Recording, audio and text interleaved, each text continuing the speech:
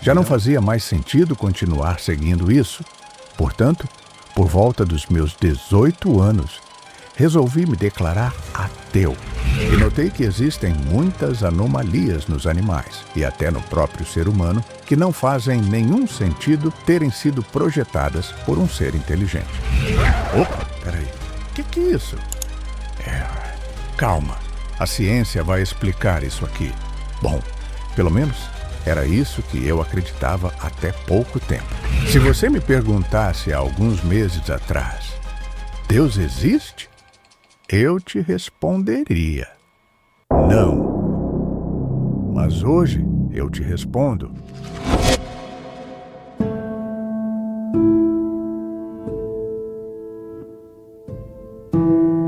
Cresci em um lar cristão, frequentando a igreja e acreditando em um Deus antropomorfizado, onipotente e benevolente, um ser de amor. No entanto, questões lógicas, como a existência do mal no mundo, sempre me levaram a questionar sua existência. Deus quer prevenir o mal, mas não pode? Então, ele não é onipotente. Ele pode, mas não quer? Então, ele não é benevolente. Ele pode e quer? Então, por que o mal existe? Ele não pode nem quer. Então, por que chamá-lo de Deus?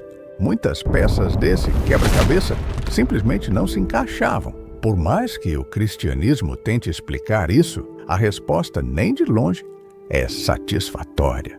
E quanto mais eu estudava sobre arqueologia, história, ciência, mais dúvidas eu tinha e mais motivos somavam para deixar de acreditar. Passei a ler a Bíblia de outra forma. Ao invés de ler somente poucos versículos isolados, como praticado dentro das denominações religiosas, passei a ler a Bíblia completa de capa a capa, várias vezes, incluindo vários outros livros considerados apócrifos, percebendo toda a manipulação textual feita por líderes religiosos e percebendo que esse suposto Deus amoroso e misericordioso não tem nem de longe essas características. Era incrível como a fé me cegava para questões tão simples, me tornando um prisioneiro, sem direito a questionar, culpa e medo. Duas armas de manipulação extremamente poderosas para te extorquir financeiramente, emocionalmente e psicologicamente.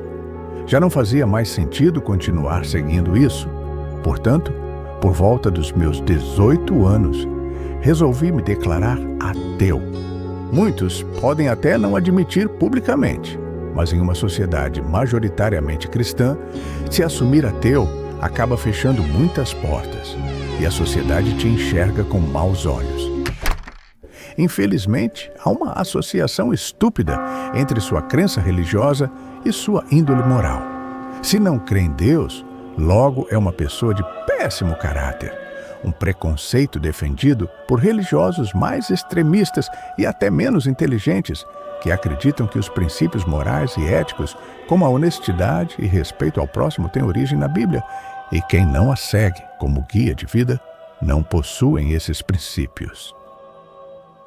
Também passei a olhar a natureza e essa suposta criação divina mais de perto, e notei que existem muitas anomalias nos animais, e até no próprio ser humano, que não fazem nenhum sentido terem sido projetadas por um ser inteligente.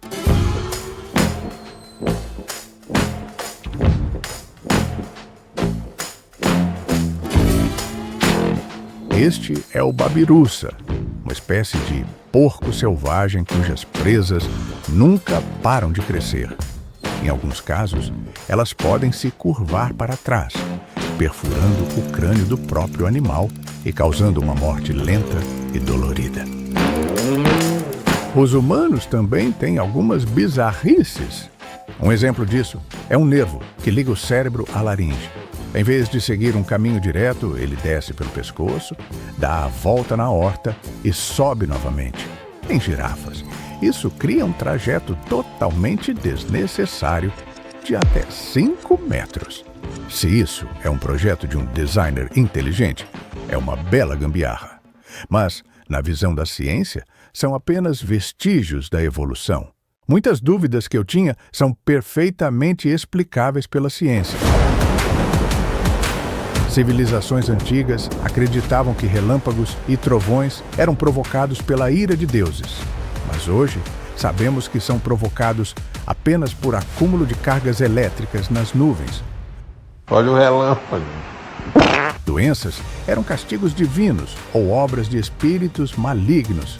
E hoje, sabemos que são causadas por vírus, bactérias e outros micro-organismos e podem ser prevenidas com higiene, vacinas e antibióticos.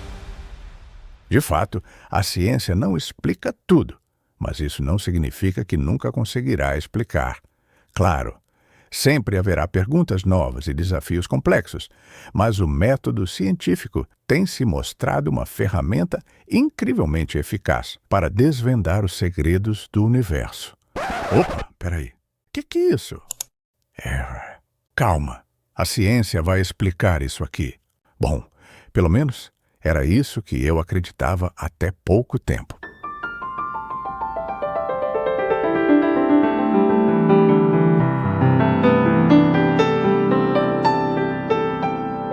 A ciência se propõe em estudar e tentar explicar fenômenos observáveis e testáveis, o que nos limita ao mundo material. Mas, e se colocarmos na balança a existência de um mundo espiritual? Minhas péssimas experiências com um Deus bíblico narcisista, egocêntrico e vingativo limitavam minha vontade em buscar mais conhecimento sobre a existência de um mundo espiritual.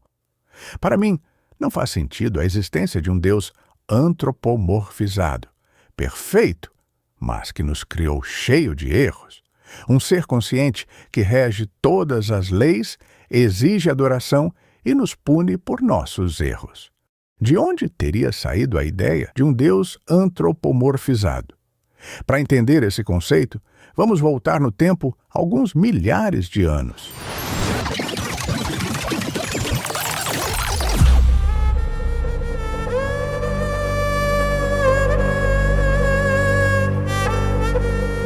O ser humano tem a tendência de ver o mundo a partir da própria perspectiva, acreditando que tudo e todos estão relacionados, ou existem para servir aos próprios interesses ou necessidades, o chamado egocentrismo. Imagine nessa época, sem o conhecimento sobre os astros do espaço que temos hoje, uma pessoa olhando para o Sol e se perguntando: para que o Sol existe? Para me dar luz e calor. Porque existem animais? Para eu poder me alimentar? Bom, essas coisas úteis não surgiram do nada. Alguém deve ter criado e nos dado. Assim como nas relações humanas, favores vêm como expectativas de retorno. Então, da mesma forma que esses deuses nos dão, também podem tirar de nós. Por isso devemos agradecê-los de alguma forma. E assim surgiram os cultos de adoração, louvores e oferendas. As pessoas acreditavam que os deuses poderiam proteger, punir ou recompensá-los dependendo de suas ações. Um conceito que pode ser visto até nos dias de hoje. Segundo a Bíblia, Deus nos criou à sua imagem e semelhança. Mas e se for exatamente o contrário? O homem colocou em Deus suas próprias características. E se Deus não for um ser consciente, dotado de vontade e emoções humanas, mas sim a própria estrutura do universo, a essência de tudo o que existe? Certa vez, um rabino perguntou a Albert Einstein se ele acreditava em Deus. E ele respondeu: acredito no Deus de Spinoza, que se revela por si mesmo na harmonia de tudo o que existe, e não no Deus que se interessa em premiar ou castigar os homens. Para o filósofo holandês Baruch Spinoza, Deus e a natureza são a mesma coisa, um princípio único e infinito que rege tudo o que existe. Deus não criou o universo, ele é o universo. Dessa forma, não há separação entre Criador e criação. Tudo o que acontece, todas as leis da física, todos os eventos, desde o nascimento das estrelas até os pensamentos humanos, fazem parte dessa única substância divina. O Deus de Spinoza não exige adoração, não intervém em nossas vidas e não possui desejos. Ele simplesmente é. Essa ideia foge do conceito tradicional de um ser que julga, pune ou recompensa. Tantos conflitos religiosos e mortes em nome da fé poderiam ter sido evitadas se todas as pessoas tivessem essa visão sobre Deus. Essa ideia também poderia ser perfeitamente conciliada com a ciência, ambas se complementando e agregando conhecimento. Mas sejamos sinceros, por mais que a ideia de Spinoza sobre Deus seja linda, ela não se difere muito do ateísmo. No ateísmo, o universo e a natureza existem por si só, sem precisar de um ser divino. Já Spinoza chama o próprio universo de Deus, mas sem consciência ou vontade. No fim das contas, os dois estão falando da mesma coisa, a realidade funcionando pelas próprias leis, sem um ser superior por trás. A diferença é que Spinoza só deu um nome mais poético e filosófico. No fundo, parece mais um jogo de palavras do que uma diferença real. Se Deus for somente a própria natureza e a energia que rege todas as leis, não existe e não há nenhuma necessidade de um mundo espiritual. Então, como explicar fenômenos paranormais? Objetos que se mexem sozinhos seriam apenas o vento ou falsificações do próprio ser humano? Pessoas que afirmam sair do próprio corpo nas chamadas projeções astrais e até mesmo conversar com entidades ou pessoas falecidas. Tudo isso seria apenas fruto da imaginação? Doenças incuráveis que simplesmente somem seria apenas uma obra do acaso? Foram esses questionamentos que aguçaram a minha curiosidade em estudar sobre a possibilidade de um mundo espiritual e não ficar me prendendo apenas à ciência e fenômenos observáveis. Existem 3 perguntas extremamente difíceis de serem respondidas, que até então, uma visão ateísta do mundo me davam respostas rasas. São essas: qual o sentido da vida? Por que pessoas sofrem enquanto outras vivem bem? Para onde vamos quando morremos? Até agora, eu acreditava que o sentido da vida é algo que cada pessoa constrói o seu. Alguns encontram sentido em relações pessoais, outros em conhecimento, arte, prazer, contribuição para a sociedade, ou simplesmente em aproveitar a existência da melhor forma possível. A vida é resultado de uma combinação de fatores naturais, biológicos, sociais e econômicos. Algumas pessoas nascem em condições favoráveis, enquanto outras enfrentam dificuldades desde o início. O sofrimento pode ser causado por questões genéticas, acidentes, escolhas pessoais ou simplesmente pelo acaso. Quando morremos, deixamos de existir. Nossa consciência se apaga assim como antes de nascermos. O corpo se decompõe e retorna aos elementos da natureza, entrando novamente no ciclo da matéria e energia do universo. Não há justiça universal embutida no funcionamento do mundo, mas cabe a nós, como sociedade, tentar reduzir o sofrimento e buscar um mundo mais equilibrado. Embora composta por palavras bonitas, será que essas respostas são mesmo satisfatórias? Será que o sentido da vida se resume a simplesmente viver como quiser, aproveitando ao máximo o pouco tempo de passagem aqui na Terra? Será que tanto sofrimento se resume apenas à sua sorte ou azar? Será que todos os atos de bondade não terão nenhuma recompensa? Ou os de maldade nenhuma consequência? Será que quando morremos simplesmente deixamos de existir? Bom, se a ciência não traz nenhuma resposta satisfatória, o que o mundo espiritual tem a dizer sobre isso? Ao escrever o roteiro para um outro vídeo aqui do canal sobre a possível existência de uma vida após a morte, fiz inúmeras pesquisas científicas, a respeito das chamadas experiências de quase morte, acreditando que a ciência pudesse explicar como seria possível tantas pessoas afirmarem ver seu próprio corpo de fora, como se a consciência não dependesse do corpo físico. Não só isso, mas observar o que acontecia fora do seu campo de visão, ou contar detalhes da sua própria cirurgia, estando completamente apagados. Um número crescente de relatos cada vez mais surpreendentes e inexplicáveis pelos materialistas não podem simplesmente ser ignorados e tratados como fenômenos psíquicos. Foi então que comecei a pesquisar outros fenômenos paranormais que a ciência não consegue explicar e caí no assunto reencarnação. Por mais que esse assunto se trata apenas do mundo espiritual, será que é possível encontrar vestígios materiais que tentam comprovar que a reencarnação realmente exista? E não é que eu encontrei. Esse é o Dr. Ian Stevenson. Foi um psiquiatra canadense conhecido por seu trabalho em pesquisa sobre reencarnação e fenômenos paranormais. Stevenson ficou famoso por investigar casos de crianças que alegavam se lembrar de vidas passadas. Ele dedicou grande parte de sua carreira a estudar esses relatos, reunindo mais de 2.500 casos de crianças ao redor do mundo que afirmavam ter memórias de existências anteriores.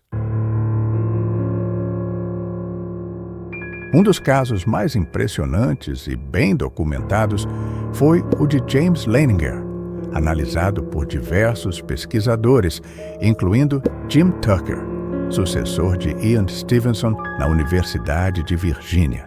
James Leininger nasceu em 1998 nos Estados Unidos e, desde os 2 anos de idade, começou a ter pesadelos intensos e recorrentes envolvendo aviões em combate.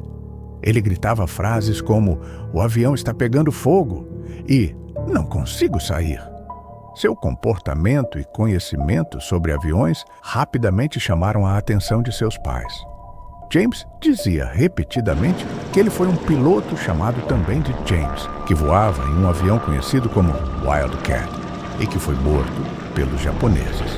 Ele afirmava que seu avião foi atingido e caiu no mar perto de Iwo Jima, uma ilha no Oceano Pacífico.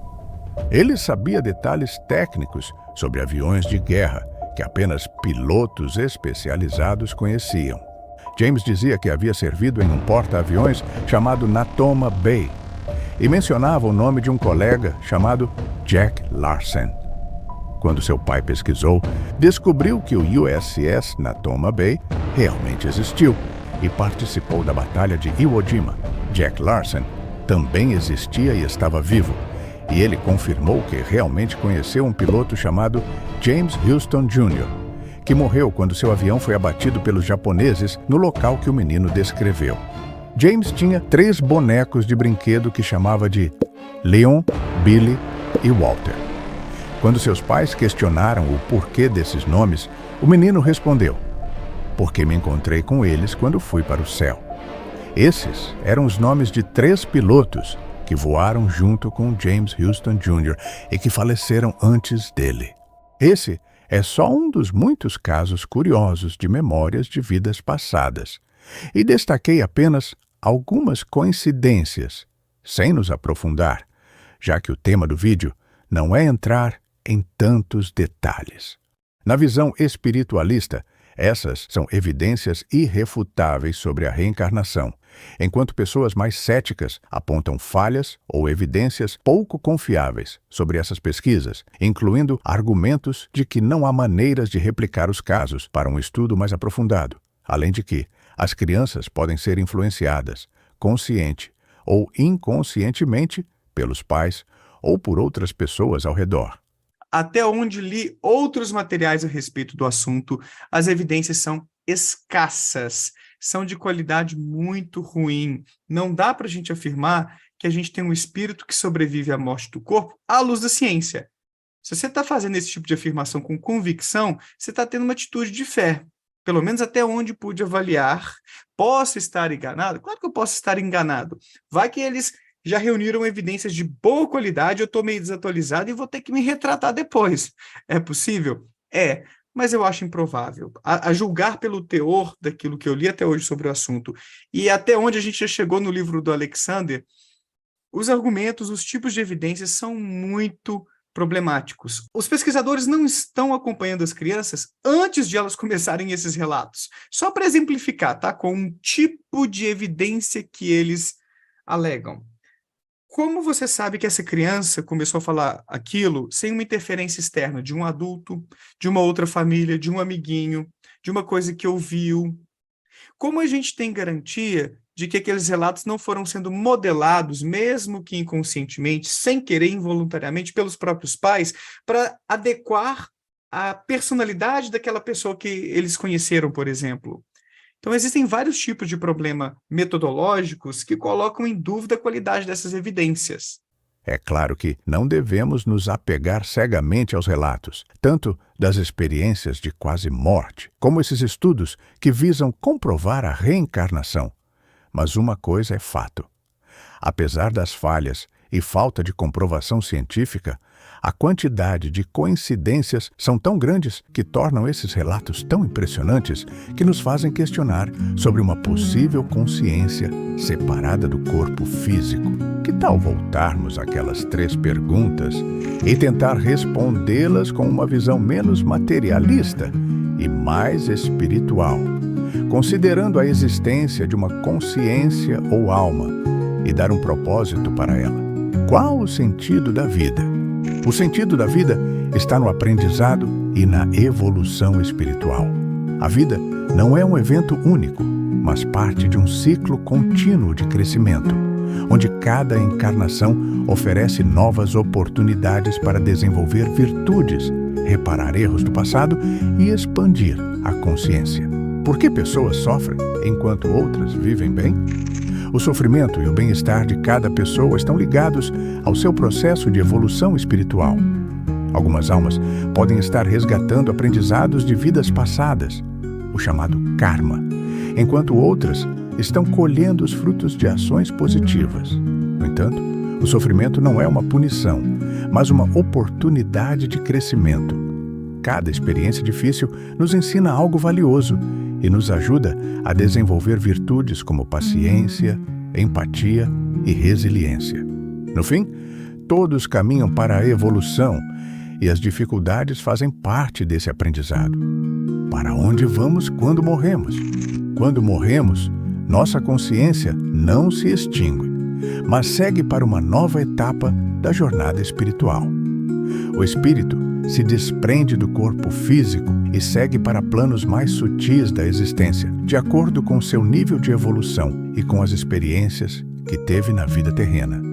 Alguns passam por um período de aprendizado e reflexão em planos espirituais mais elevados, enquanto outros podem permanecer próximos ao plano terrestre por apego ou questões não resolvidas.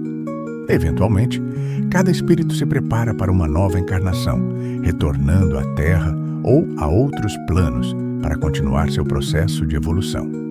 De acordo com uma visão mais espiritualista, não existe um Deus que está nos julgando por nossas atitudes e escolhas erradas, e todo o sofrimento humano é causado pelo pecado, como sugere, por exemplo, o cristianismo.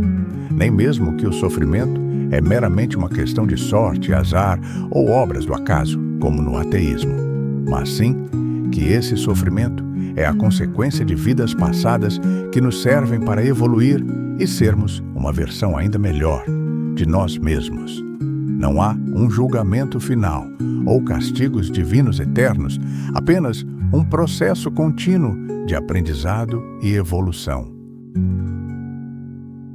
Achados arqueológicos e principalmente estudos científicos nas áreas da biologia, genética, paleontologia e geologia já forneceram fortes evidências de que a evolução biológica é um fato.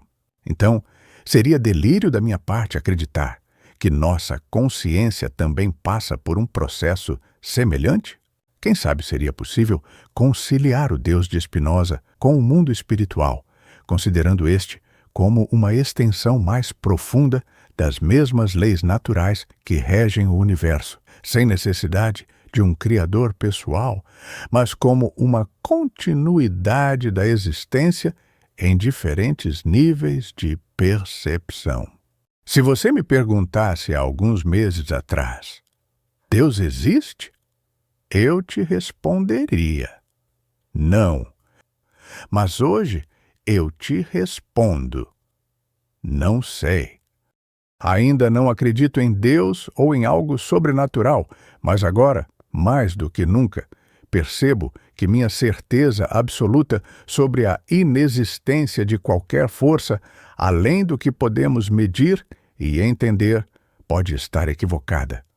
A complexidade e os mistérios que cercam a vida, a consciência e o cosmos me fazem pensar que, talvez, haja mais do que aquilo que conseguimos compreender com nossas ferramentas e limitações atuais.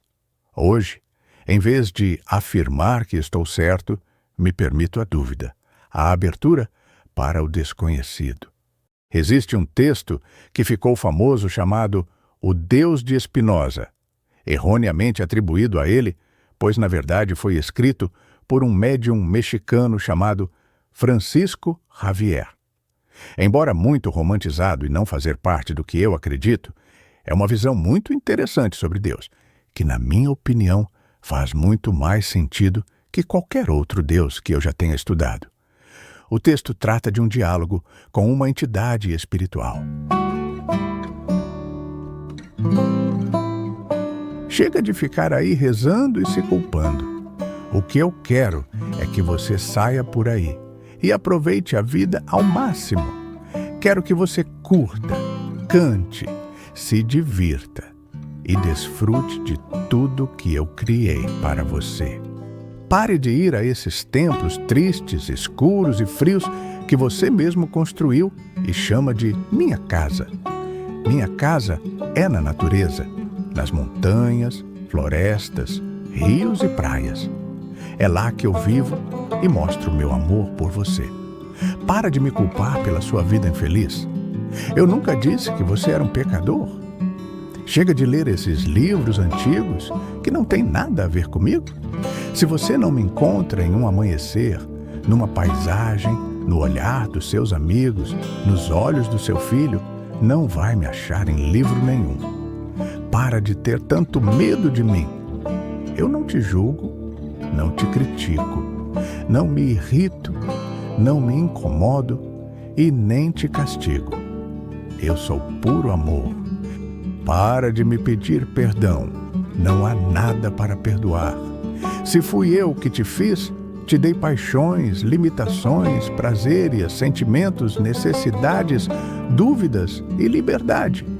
Como posso te castigar por ser como você é? Acha mesmo que eu criaria um lugar para queimar meus filhos para sempre só porque eles erraram? Que tipo de Deus faria isso?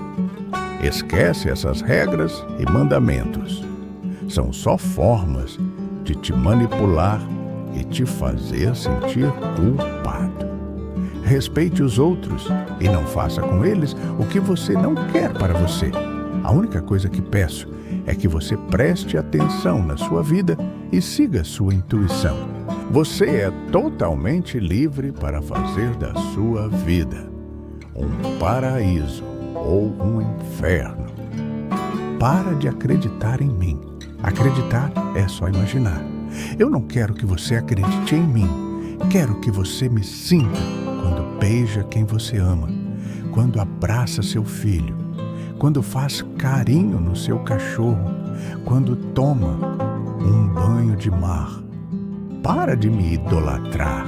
Que tipo de Deus egocêntrico você acha que eu sou? Se está grato, mostre isso cuidando de você, da sua saúde, dos seus relacionamentos e do mundo.